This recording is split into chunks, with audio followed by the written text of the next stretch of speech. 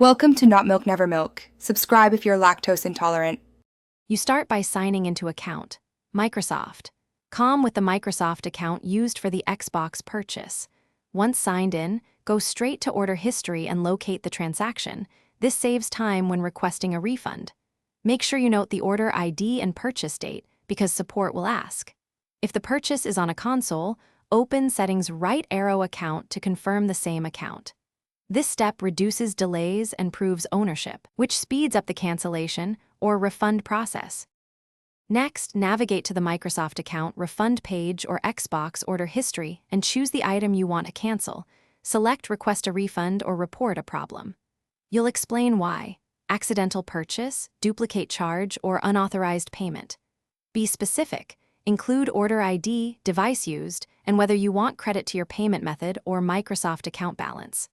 Once done, submit the form and watch your email for confirmation. Microsoft may auto-approve common cases, but complex ones need manual review.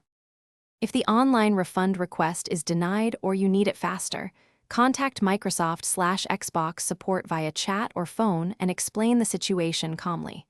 Provide your order ID, screenshots, and any bank statement evidence while keeping sensitive data hidden. Once a case is opened, ask for the reference number and expected resolution time, usually 3 to 5 business days. If nothing happens, escalate with the case number. Troubleshooting tip: if support asks for impossible details, request escalation to a supervisor immediately to avoid circular delays. Thanks for watching. If this was helpful, leave a like and consider subscribing. See you next time.